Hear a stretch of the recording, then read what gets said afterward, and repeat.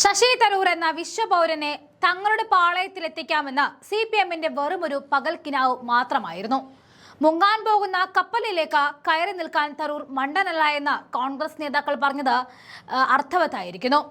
K Muraleedharan പറഞ്ഞതുപോലെ April ഫൂളിനെ പടച്ചുവിട്ട ഒരു വിഡ്ഢിക്കഥ പോലെ ആ വാർത്തയും അവസാനിച്ചിരിക്കുന്നു. KPCC നേതാവ് സണ്ണി ജോസഫ് വ്യക്തമാക്കിയതുപോലെ തനിക്ക് അത്തരമൊരു രഹസ്യ ഫോൺ കോൾ പോലും ഇല്ല എന്ന് തരൂർ തന്നെ വെട്ടിത്തുറന്ന് പറഞ്ഞിരിക്കുകയാണ് എന്നാണ്.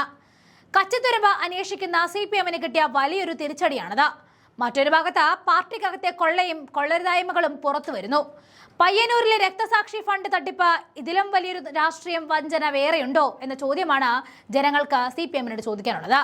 സ്വന്തം രക്തസാക്ഷിയുടെ പേരിൽ പിരിച്ച പണം പോലും മുക്കുന്ന രീതിയിലേക്ക് CPM നേതാക്കൾ തരം താഴ്ന്നിരിക്കുന്നു.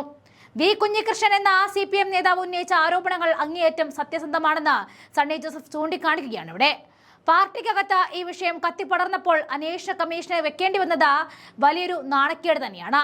സത്യം പറഞ്ഞവനെ പാർട്ടിക്കകത്ത് ഒറ്റപ്പെടുത്തുകയും അവഗണിക്കുകയും ചെയ്യുന്ന പഴയ സ്റ്റൈൽ ഇന്നും തുടരുകയാണ് CPM എന്ന പാർട്ടി.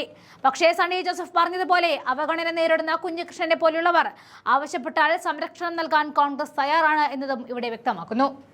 അഴിമതിയും സ്വജനപക്ഷപാതവും മുഖമുദ്രയാക്കിയ CPM ജനശ്രദ്ധ തിരിക്കാൻ തരൂരിനെ പോലെയുള്ള നേതാക്കന്മാരുടെ പേര് അനാവശ്യമായി വലിച്ചിഴയ്ക്കുകയാണ്. സ്വന്തം വീട്ടിലെ തട്ടിപ്പ് പുറത്തു വരുമ്പോൾ അയൽക്കാരന്റെ വീട്ടിലേക്ക് വിരൽ ചൂണ്ടുന്ന പരിഹാസ്യമായ തന്ത്രമാണ് CPM ഇപ്പോൾ പയറ്റുന്നത്. പയ്യന്നൂരിലെ രക്തസാക്ഷികളോട് കാണിച്ച വഞ്ചനയ്ക്ക് കാലം നിങ്ങൾക്ക് മറുപടി നൽകുക തന്നെ ചെയ്യും. നമുക്ക് സണ്ണി ജോസഫിന്റെ ആ പ്രതികരണത്തിലേക്ക് കൂടി പോകാം. അതായത് UDF വലിയ വിസ്മയമൊക്കെ തീർത്തുകൊണ്ടിരിക്കുകയാണ്. പലരും മുന്നണിയിലേക്ക് വരുന്നു. അപ്പം രഹസ്യ ചർച്ചകൾ നടക്കാൻ തരൂർ അദ്ദേഹം തന്നെ നിഷേധിച്ചിട്ടുണ്ട്. ഇന്നത്തെ വാർത്തകളിൽ ഞാൻ മനസ്സിലാക്കി അദ്ദേഹം എന്തായാലും ഇന്നലെ റിപ്പോർട്ട് ചെയ്ത വാർത്ത അദ്ദേഹം ഒരു വെട്ടിലുമില്ല. കുഞ്ഞേഷ്ണൻ ഉന്നയിച്ച ആരോപണങ്ങൾ ഇത് പുതുതായിട്ടല്ല കേരള പൊതുസമൂഹം അറിയുന്നത്. നേരത്തെയും ഈ വിഷയം CPM-ൽ പുകഞ്ഞുകൊണ്ടിരിക്കുകയായിരുന്നു. പാർട്ടി നേതൃത്വം തന്നെ പറയുന്നു അന്വേഷണ കമ്മീഷനെ നിയോഗിച്ചിരുന്നു എന്ന്. അന്വേഷണ കമ്മീഷനെ നിയോഗിക്കണമെങ്കിൽ തന്നെ ഒരാരോപണം ഉയരണമല്ലോ.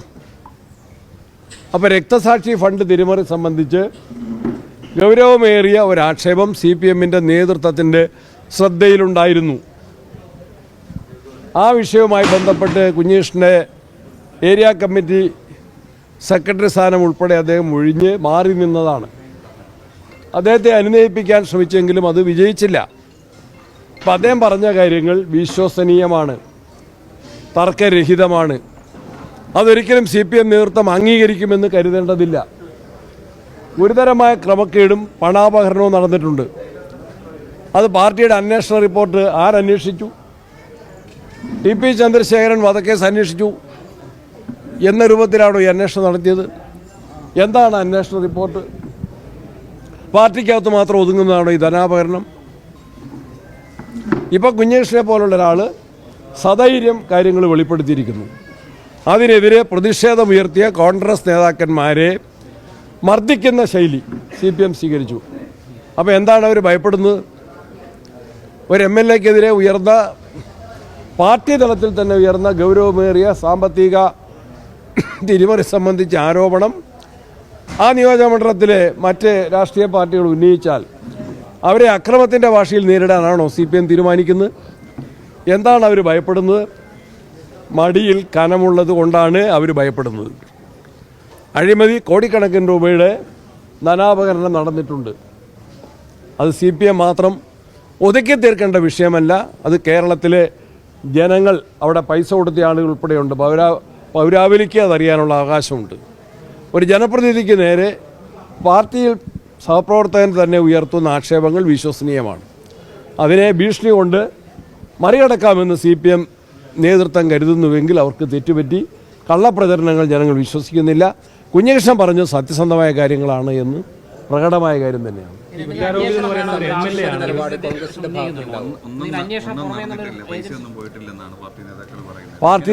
പാർട്ടിയിൽ ഒതുക്കി തീർക്കേണ്ട ഒരു വിഷയമല്ല. അതുകൊണ്ട് ഞാൻ പറഞ്ഞത് നേരത്തെ തന്നെ ഈ സംബന്ധിച്ച് അന്വേഷണ കമ്മീഷനെ നിയോഗിക്കുന്ന സാഹചര്യം ഉണ്ടായി എന്ന് പറഞ്ഞതിൻ്റെ അർത്ഥം എന്താ? ഗൗരവമേറിയ ആക്ഷേപം ഉയർന്നു വന്നിരുന്നു. അത് അവർ തന്നെ സമ്മതിക്കല്ലേ? കണക്കുകൾ ഇനിയിപ്പോൾ കെട്ടിച്ചമച്ചുണ്ടാക്കിയാൽ പോരാ, കള്ളക്കണക്ക് പോരാ. സത്യസന്ധമായ കണക്ക്.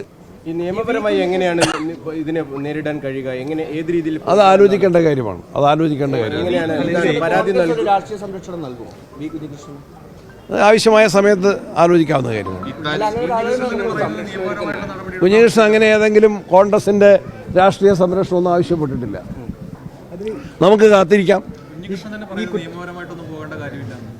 അത് അദ്ദേഹത്തിന്റെ അഭിപ്രായമായിരിക്കും. കുറ്റാരോപി എന്ന് പറഞ്ഞാലേ ഒരു പാർട്ടി സ്ഥാനമാനമുള്ള ആൾ മാത്രമല്ല, ഒരു MLA കൂടിയാണ്. അതുകൊണ്ടാണ് ഇതിന്റെ ഗൗരവം കൂടുന്നത്. ആ വിഷയത്തിന്റെ ഗൗരവം വർദ്ധിക്കുന്നത് കൊണ്ട് തന്നെയാണ്.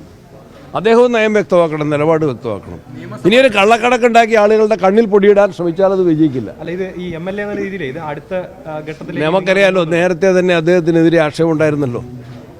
അദ്ദേഹം പാർട്ടി വേദികളിൽ നിന്നൊക്കെ ഒരു മൗനം പാലിച്ചൊരു സമയം ഉണ്ടായിരുന്നല്ലോ. പിന്നെ CPMന്റെ ശൈലി, ഒതുക്കി തീർക്കുന്ന ശൈലി ഇവിടെ വിജയിച്ചില്ല. കുഞ്ഞികൃഷ്ണൻ സധൈര്യം ആ സത്യസന്ധമായ പ്രസ്താവനകളുമായിട്ട് രംഗത്ത് വന്നു. അതാണ് CPM ഇപ്പം ഭീഷണിപ്പെടുത്താൻ വേണ്ടി ശ്രമിക്കുന്നത്. പയ്യന്നൂരിൽ ഇത് അവസരമായി ഒരു